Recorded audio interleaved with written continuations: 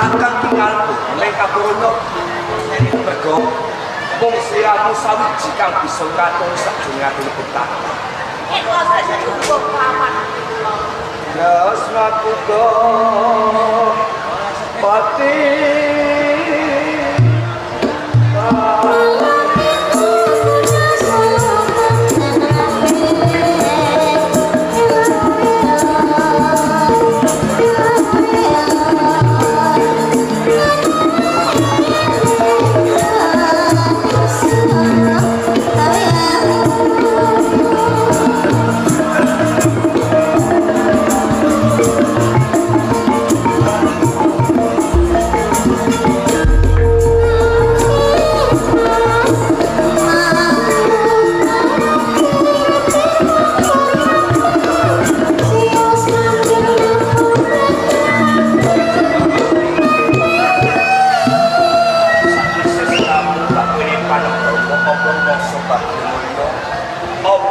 nambal sakjroning kapal kalbu.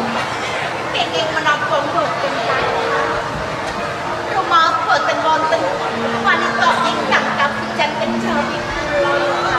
Apa bisa langkah tembung tak pengin menapa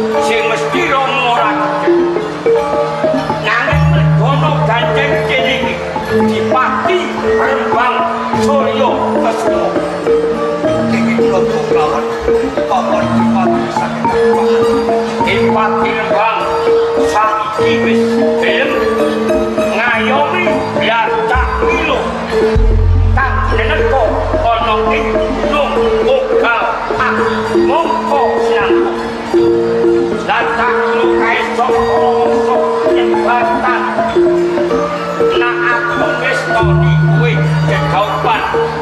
Roman ateges kepetan urusan mulo senajan Tresno karo Roman Romo dawuh pisahke tresnamu karo Roro Kantri.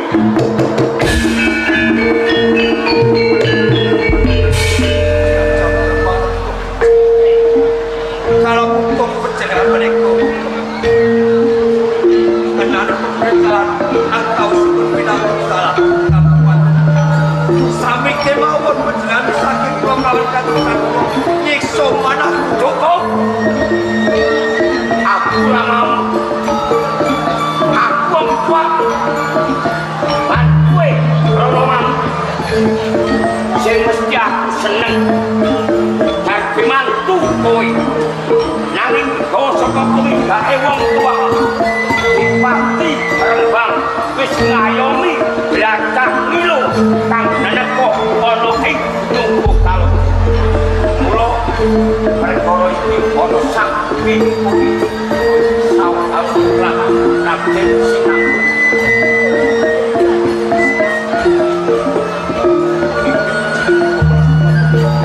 silakan rasa kados dipilih memberikan abislah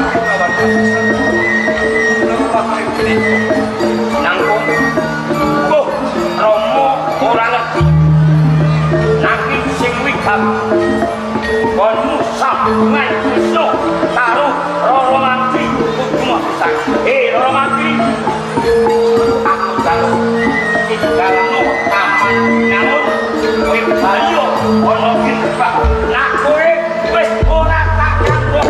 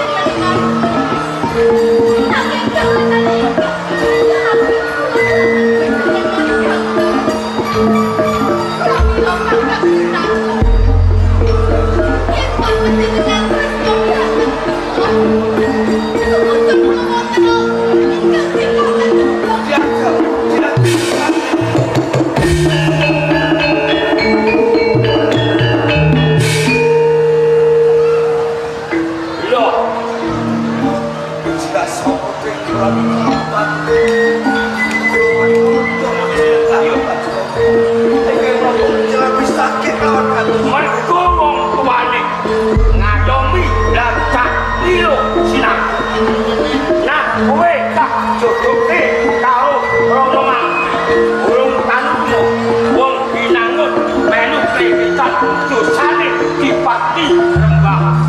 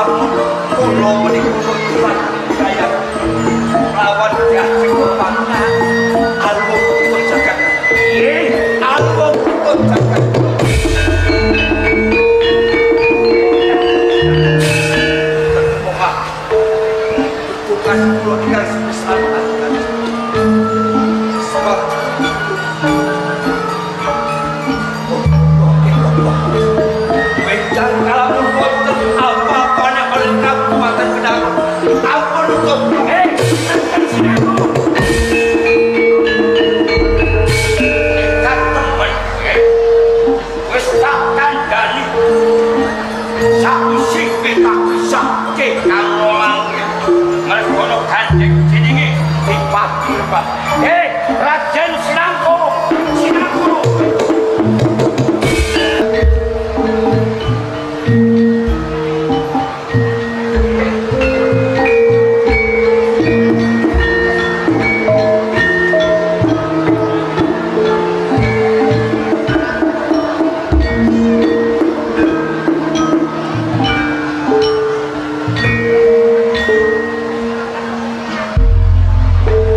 Jaya Suka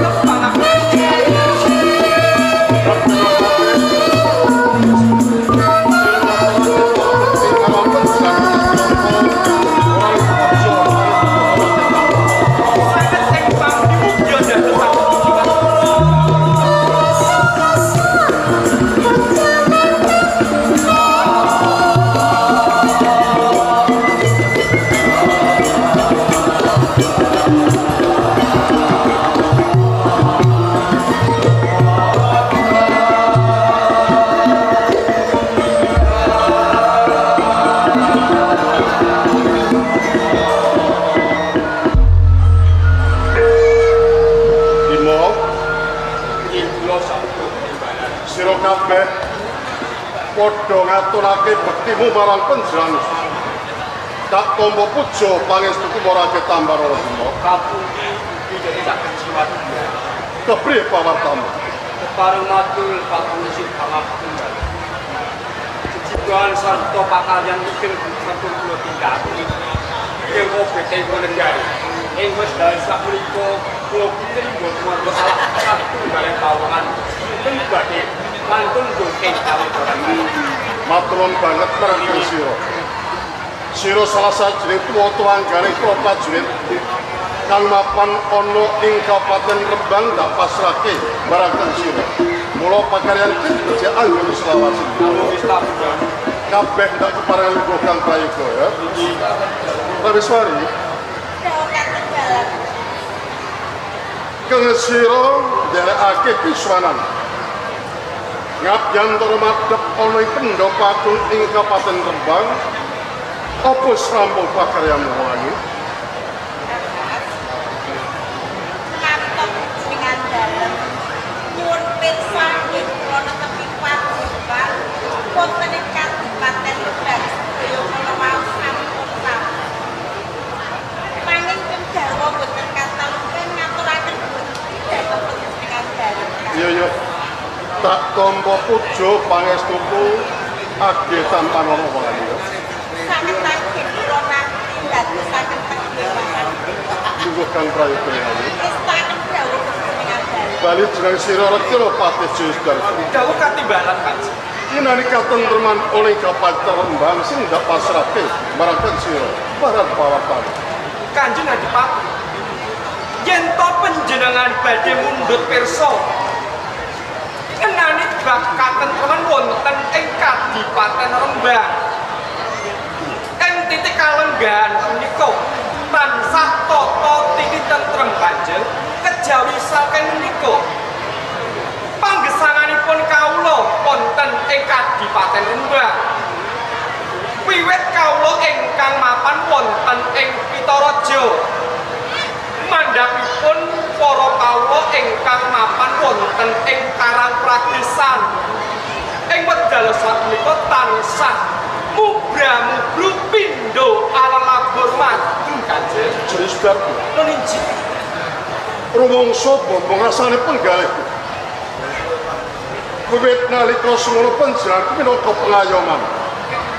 Ana ing Kabupaten Rembang kae tansah kawula sing padha milih. Umpama panjenenganku Bang Cinde Bang Cilatan ing mengko nelo ing kawula kepriye. Mula yen kang sira ngandhake mubra-mubra pindha hapun watu. Rumangsa bombong rasane penggalih. Bukan prayoga. Kamu wis tuang gawe. Wis wari. Jauh ketinggalan. Sedelok maneh panjenenganku bakal momong wayang kacetha putri Woro Mangkling. Kuwi sedelok maneh wis dadi pemanten. Bebesanan ana ing Kabupaten Binangun kuwi ora gampang. Nanging wiwit nalika semono wis ana sarembuk kentinge gawe bakal ditemtokake wae. Pun dalam sewu kawas. Pancet. Medal sakmenika panjenengan kaliyan putra Mas Bagio. Jalaran putra Purnama Mangkli sampun badhe kawin kaliyan kakung. Menapa malih boten suwe panjenengan kaliyan Mangkli badhe maturaken Kaya ngono. Lamilo ingkang kuat-kuat rino lawan niki enggal kula menika nanggar patut kersanipun kula rumaos dados enggal gandang ngajak lho kan. Mula tansah meminta kanugrahane Gusti Ngakara Jagat. Lelakon iki aja nganti purna ing tengah dalan. Yen bisa, ayo padha sarembut kencengi. Aja nganti pisah ing mengkone putramu mundak gelo ing penggalian. Lan boten namung putra panjenengan kemawon iki gelo semanten ugi kula kaliyan panjenengan lho kan. Kaya ngono wae Pak ya. Kanjeng Adipat. Estunipun kula menika iri dhateng panjenengan lho. Kok iri? Jalaran sadungkapan malih putra-putri panjenengan kusumaning ayu Woro Mangkli badhe wisuda krama dhateng Raden Sinangkung langkung-langkung ngantos titik kalenggahan punika anggen kula bebrayan lak gawe gadahi putra. Kuwi merine. Sip. Paripaten. Meninjih Kasih. Yo sing sabar. Menungso diwajibake budidaya. Tansah nyuwun ngarsane Gusti Ngakara Jagat ing mengkone bakal kasembatan apa sing disuwun marang. Oh, kados kan.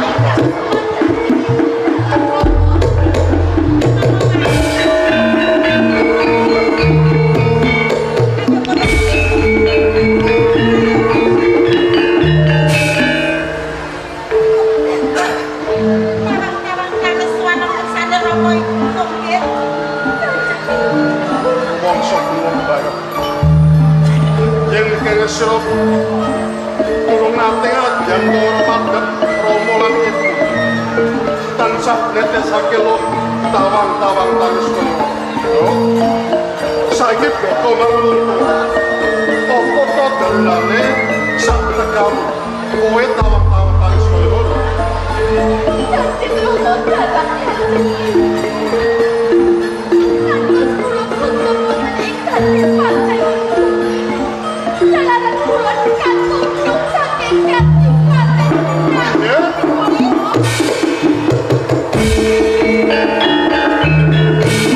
Kowe katundung. Hormat. Mesti mereka kowe katundung mesti ono jalan. Saiki jalan apa? Kowe katundung sampai kapan? Sampai wae. Panjenengan menika sampun mantun ngayomi. Baca ilo Rama. Oh, iku kok perkarane. Iku kanggo pawatan. Nek aku ngayomi Blacak Milo, kuwi kanggo pawatan bakal bisake marang putrane kaya ngono. Ure? Jauh dalam ramah. Ora ngira bar pisan. Yen wis bakal nyedaki tenteng gawe. Ing kalanggani putrimu. Roro Mangkli ditundus ning Binangun. Kula kandhe kuwi. ing papan kene wis ora musuh sing diajeni. Aku bakal wani.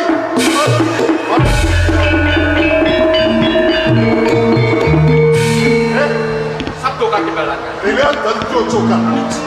Yang ngomong tos kowe di dalam kali. Ora kira diajeni.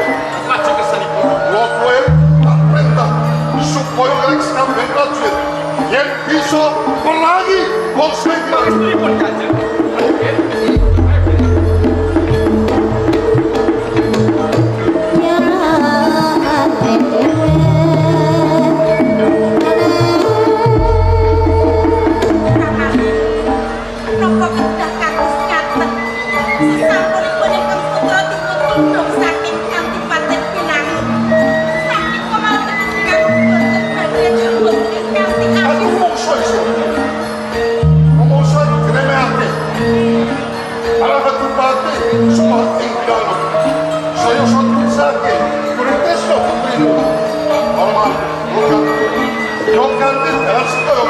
Aku bakal mati.